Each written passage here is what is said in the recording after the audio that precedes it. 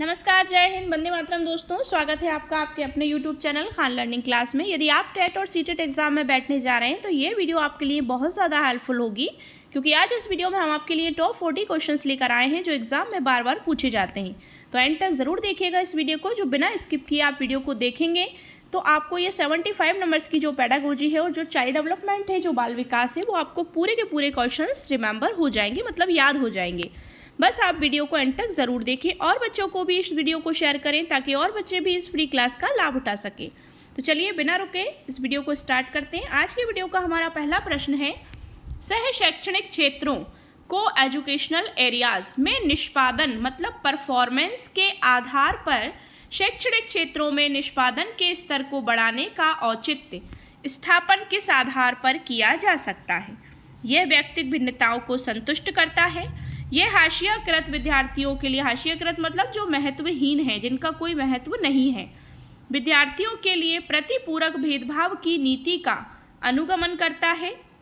यह सार्वभौमिक धारण को सुनिश्चित करता है। यह हाथ से किए जाने वाले श्रम के प्रति सम्मान विकसित करता है। सो राइट आंसर क्या हो जाएगा इसका?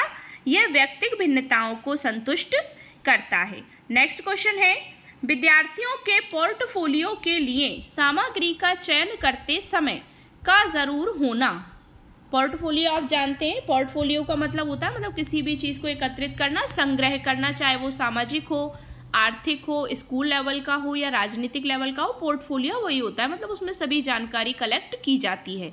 तो इसमें क्या हो जाएगा, क्या होना ज़रूरी है इसमें? विद्यार्थियों और समावेशन, इंक्लूजन, अभिभावकों समावेशन, विद्यार्थियों बहिष्करण या फिर अन्य शिक्षकों समावेशन। सो राइट आंसर क्या हो जाएगा कि विद्यार्थियों और समावेशन का होना जरूरी है।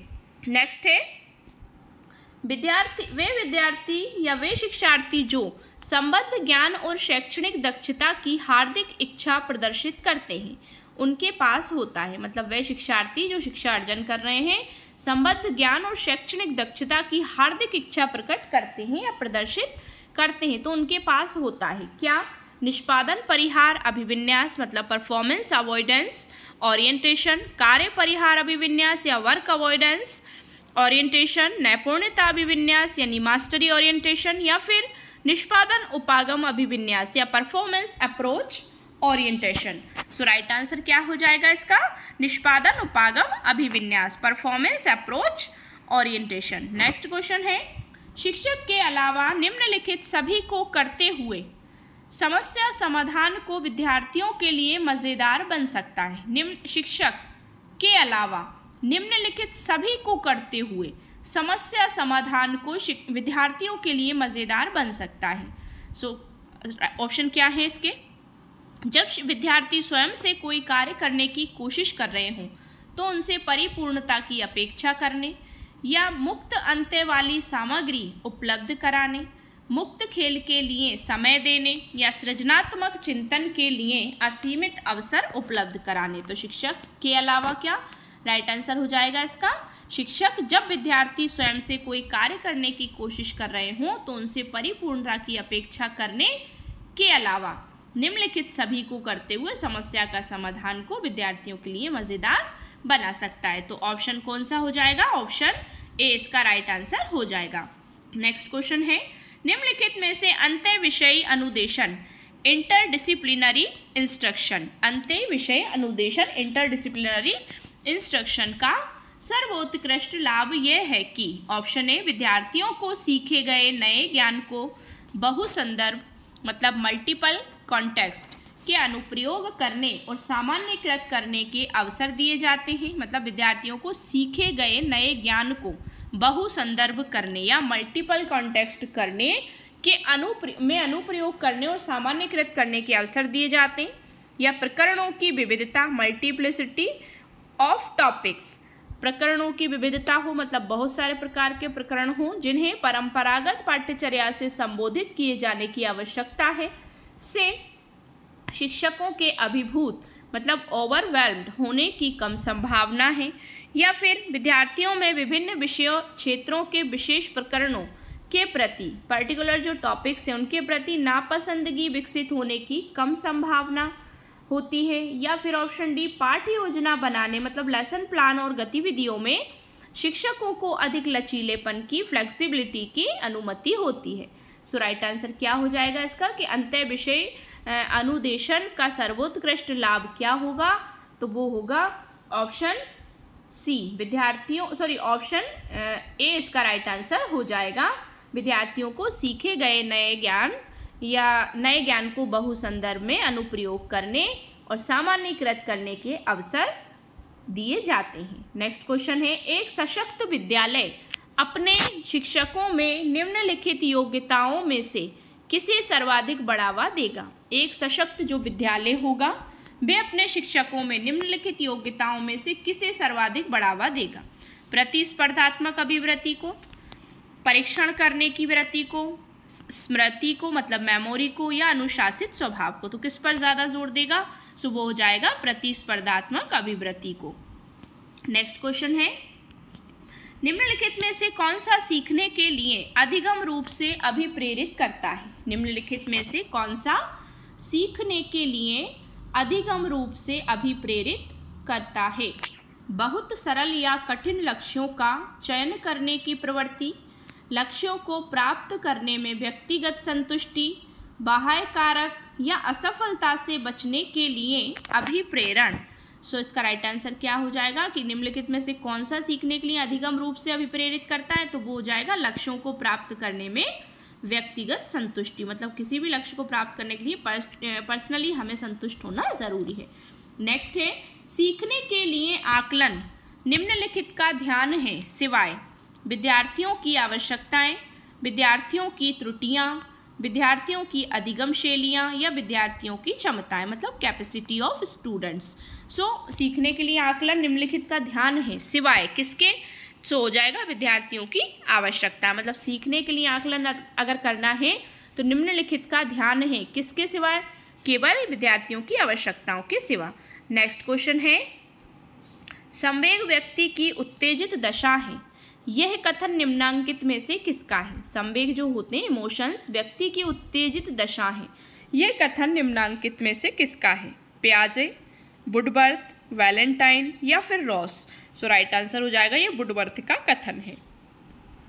नेक्स्ट क्वेश्चन है, संज्ञानात्मक विकास कॉग्निटिव डेवलपमेंट मतलब के 4 चरणों संवेदी पेशीय, पूर्व संक्रियात्मक मतलब प्री ऑपरेशनल, स्थूल मूर्त यानी कॉन्क्रीट या संक्रियात्मक और औपचारिक मतलब फॉर्मल या संक्रियात्मक की पहचान की गई है। सो किसके द्वारा, हिलगार्ड द्वारा, स्टॉर्ट द्वारा, हरलॉग द्वारा या पियाजे द्वारा। तो किसके द्वारा की गई इसकी पहचान, सो ये की गई है पियाजे के द्वारा, क्योंकि संज्ञानात्मक विकास उन्हीं के 4 चरणों पर आधारित है। नेक्स्ट है, अधिगम क्षमता निम्नलिखित में से किससे प्रभावित नहीं होती। सीखने की क्षमता लर्निंग कैपेसिटी निम्नलिखित में से किससे प्रभावित नहीं होती। आनुवांशिकता हेरिडिटी, वातावरण एनवायरनमेंट, प्रशिक्षण मतलब ट्रेनिंग, राष्ट्रीयता या फिर नेशनलिटी। सो राइट आंसर हो जाएगा राष्ट्रीयता से प्रभावित नहीं होती।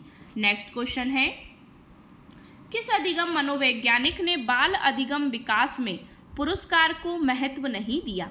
किस अधिगम मनोवैज्ञानिक ने मतलब किस सीखने वाले मनोवैज्ञानिक ने बाल अधिगम विकास में पुरस्कार को महत्व नहीं दिया है कि बच्चों को पुरस्कार दिए जाने चाहिए।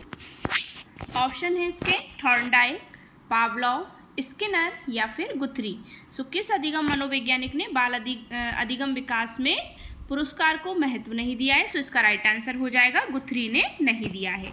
नेक्स्ट क्वेश्चन है, निम्नलिखित में से किस एक से शिशु के अधिगम को सहायता नहीं मिलती है। निम्नलिखित में से किस एक से शिशु के अधिगम को मतलब शिशु जो होता है, चाइल्ड जो होता है बच्चा शिशु अवस्था में, उसके अधिगम को सहायता नहीं मिलती है। अनुकरण, अभिप्रेरणा, स्कूल का बस्ता या फिर पुरस्कार। सो किससे सहायता नहीं मिलेगी, स्कूल के बस्ते से उसे सहायता नहीं मिलेगी। नेक्स्ट क्वेश्चन है, सीखने का प्राथमिक मूलभूत नियम संबंधित है।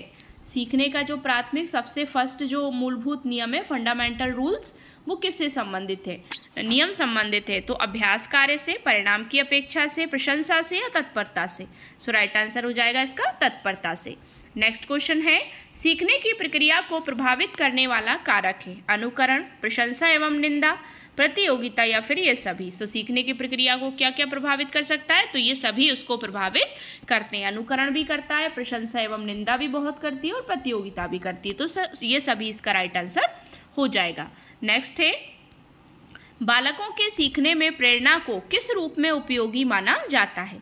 बालकों के सीखने में प्रेरणा जो होता है, मोटिवेशन को किस रूप में उपयोगी माना जाता है। बालक की व्यक्तित्वता का आदर, पुरस्कार एवं दंड, प्रशंसा एवं भर्त्सना या फिर उपर्युक्त सभी। सो राइट आंसर क्या हो जाएगा, उपर्युक्त सभी हो जाएंगे कि बालकों की सीखने की प्रेरणा को सभी इन रूपों में उपयोगी माना जाता है। नेक्स्ट प्रश्न नंबर 17 है, कक्षा में विद्यार्थियों को अधिगम के लिए प्रेरित करने हेतु किस युक्ति का अनुप्रयोग आप नहीं करते हैं। छात्रों में स्वस्थ प्रतिस्पर्धा स्थापित करना, उन्हें आत्मगौरव की अनुभूति कराना, उनकी अत्यधिक प्रशंसा करना या गतिविधि आधारित अधिगम विधियों का अनुप्रयोग करना या अनुपयोग करना। सो किसका नहीं करते हैं, तो वो राइट आंसर हो जाएगा कि उनकी अत्यधिक प्रशंसा करना, क्योंकि ज़्यादा हम बच्चों की प्रशंसा करेंगे तो बच्चे ओवर कॉन्फिडेंस हो जाते हैं और फिर सीखने में उनका इतना मन नहीं लगता। नेक्स्ट क्वेश्चन है, शिक्षण प्रक्रिया में निम्नलिखित में से किसका भली प्रकार ध्यान रखना चाहिए। शिक्षण प्रक्रिया में निम्नलिखित में से किसका सबसे ज़्यादा भले प्रकार से ध्यान रखना चाहिए। विद्यार्थियों की सक्रिय सहभागिता, अनुशासन और नियमित उपस्थिति, गृह कार्य की जांच में लगन या विषय वस्तु का कठिनाई स्तर।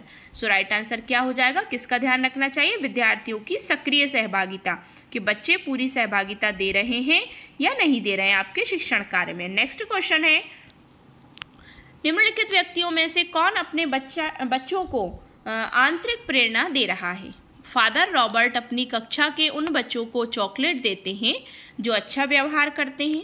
अगली कक्षा में कक्षोन्नति पाने पर नंद कुमार अपने पुत्र को कहानी की पुस्तकें देते हैं, या अपने पुत्र के जन्मदिन पर गिरिजेश कुमार दावत देते हैं, या फिर विज्ञान विषयों में सर्वोच्च अंक पाने पर राकेश कुमार आंतरिक रूप से प्रेरित कर रहा है।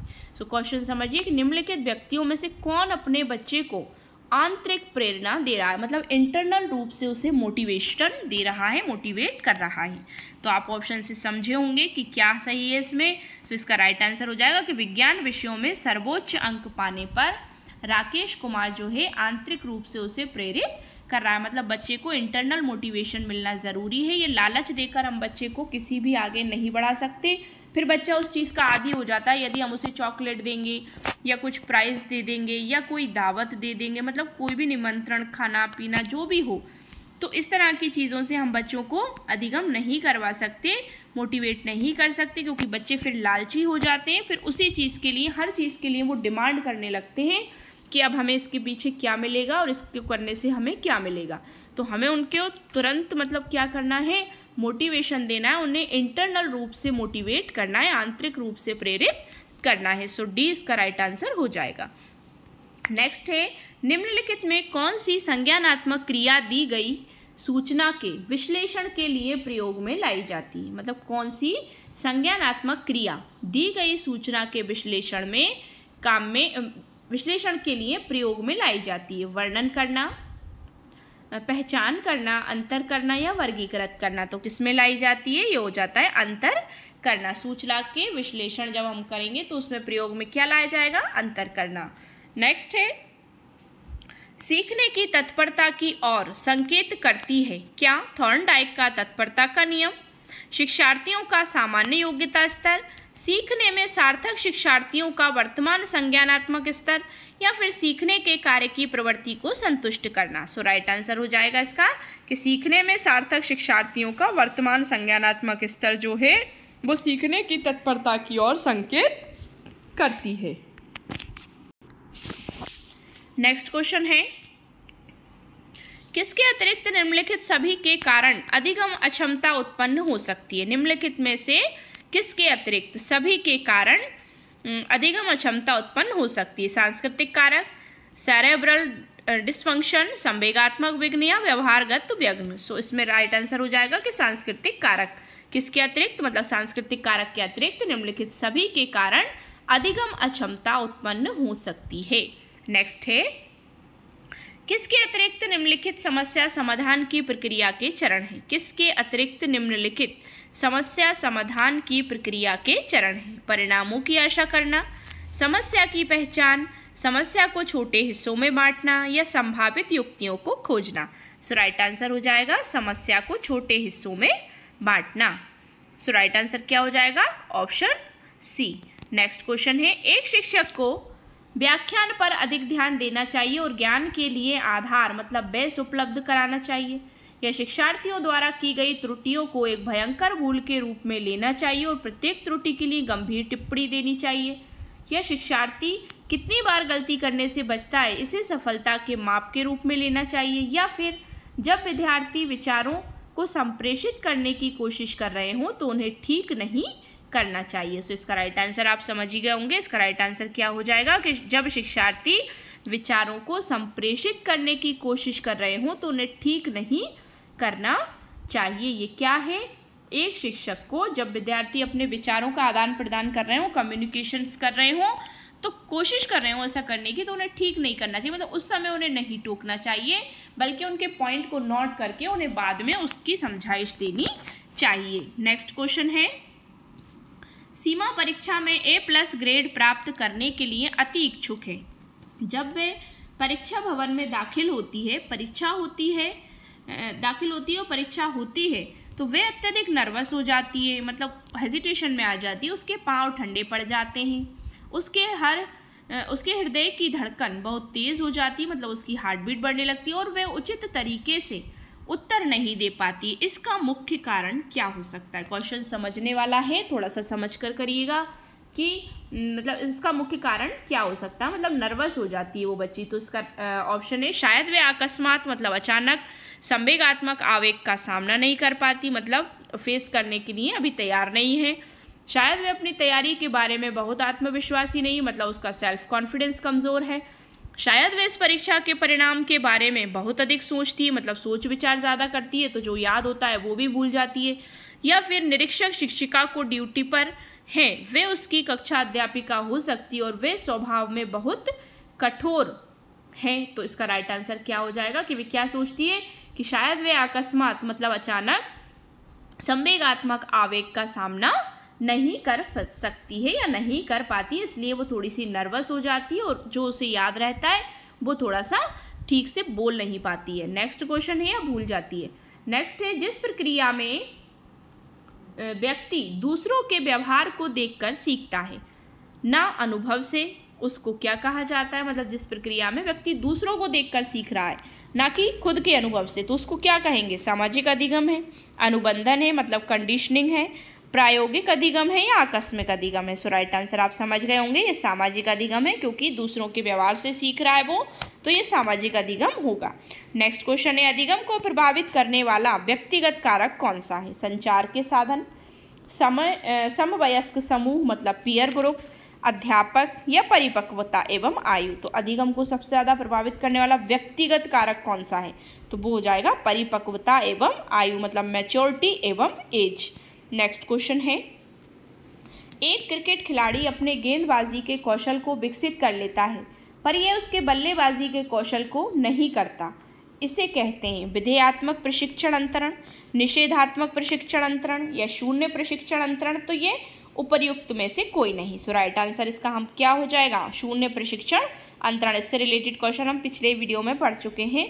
नेक्स्ट क्वेश्चन है, अभिवृत्ति है क्या है? एक भावात्मक प्रवृत्ति जो अनुभव के द्वारा संगठित होकर किसी मनोवैज्ञानिक वस्तु के प्रति पसंदगी या नापसंदगी के रूप में प्रतिक्रिया करती है। मतलब एक भावात्मक प्रवृत्ति जो अनुभव के द्वारा मतलब एक्सपीरियंस के द्वारा संगठित होकर किसी मनोवैज्ञानिक वस्तु के प्रति पसंदगी या नापसंदगी के रूप में प्रतिक्रिया करती है। एक ऐसी विशेषता जो व्यक्ति की योग्यता का परिचय है, जिसे किसी प्रदत्त क्षेत्र में विशिष्ट प्रशिक्षण ज्ञान कौशल से सीखा जा सकता है, या फिर व्यक्ति की अंगीभूत क्षमता जो कि विशिष्ट प्रकार की होती है, या फिर उपर्युक्त में से कोई नहीं। सो अभिवृत्ति क्या हो जाएगा कि एक भावात्मक प्रवृत्ति है जो अनुभव के द्वारा संगठित होकर किसी मनोवैज्ञानिक वस्तु के प्रति पसंदगी या नापसंदगी के रूप में प्रतिक्रिया करती है, वो क्या कहलाएगी? अभिवृत्ति कहलाएगी। नेक्स्ट क्वेश्चन है, व्यक्तित्व एवं बुद्धि में वंशानुक्रम की नाम मात्र की भूमिका है, महत्वपूर्ण भूमिका है, अपूर्वानुमेय भूमिका है या फिर आकर्षक भूमिका है? तो व्यक्तित्व एवं बुद्धि में वंशानुक्रम की क्या है? नाम मात्र की भूमिका है। नेक्स्ट क्वेश्चन है, प्रत्येक शिक्षार्थी स्वयं में विशिष्ट है, इसका अर्थ है कि शिक्षार्थियों में ना तो कोई समान विशेषताएं होती हैं और ना ही इनके लक्ष्य समान होते हैं, या फिर सभी शिक्षार्थियों के लिए एक समान पाठ्यचर्या संभव नहीं है। एक ऑप्शन सी है, एक विषम रूपी कक्षा में शिक्षार्थियों की क्षमताओं को विकसित करना असंभव है, या कोई भी दो शिक्षार्थी अपनी योग्यताओं और प्रतिभाओं में एक समान नहीं होते। सो इसका राइट आंसर क्या हो जाएगा कि प्रत्येक शिक्षार्थी स्वयं में विशिष्ट है। इसका अर्थ क्या है कि कोई भी दो शिक्षार्थी अपनी योग्यताओं और प्रतिभाओं में एक समान नहीं होते या नहीं हो सकते। नेक्स्ट क्वेश्चन है, विद्यार्थियों के सीखने में जो रिक्तियां रह जाती हैं, मतलब जो ब्लैंक चीज़ें, जो ऐसी कमियां रह जाती हैं, उनके निदान के बाद होना चाहिए। क्या होना चाहिए? सघन अभ्यास कार्य, मतलब हार्ड प्रैक्टिस वर्क होना चाहिए। सभी पाठों को व्यवस्थित रूप से दोहराना चाहिए, मतलब पुनरावृत्ति होनी चाहिए। शिक्षार्थियों और अभिभावकों को उपलब्धि के बारे में बताना, यह समुचित उपचारात्मक कार्य। सो राइट आंसर क्या हो जाएगा? समुचित उपचारात्मक कार्य होना चाहिए। नेक्स्ट क्वेश्चन है, छोटे शिक्षार्थियों में निम्नलिखित में से कौन सा लक्षण पठन कठिनाई का नहीं है? छोटे शिक्षार्थी जो होते हैं उनमें से कौन सा लक्षण है जो पठन मतलब पढ़ने की कठिनाई का नहीं है? पठन गति और प्रवाह मतलब फ्लुएंसी में कठिनाई, शब्दों और विचारों को समझने में कठिनाई, सुसंगत वर्तनी में कठिनाई, या फिर वर्ण एवं शब्द पहचान में कठिनाई। सो राइट आंसर हो जाएगा इसका पठन गति और प्रवाह मतलब फ्लुएंसी में कठिनाई। तो ये पठन कठिनाई का नहीं है उनका, छोटे बच्चों के लिए। नेक्स्ट क्वेश्चन है, निम्नलिखित में से कौन सी विशेषता आंतरिक रूप से अभिप्रेरित बच्चों के लिए सही नहीं है? इंट्रिंसिकली मतलब अभिप्रेरित, आंतरिक रूप से अभिप्रेरित बच्चों के लिए सही नहीं है। तो उन्हें कार्य में आनंद आता है, वे कार्य करते समय उत्तर स्तर की ऊर्जा प्रदर्शित करते हैं, या वे चुनौती भरे कार्यों को पसंद करते हैं, या ये हमेशा सफल होते हैं। सो राइट आंसर क्या होगा इसका? ये हमेशा सफल होते हैं। नेक्स्ट क्वेश्चन है, निम्नलिखित में से कौन सा कथन सीखने के बारे में सही है?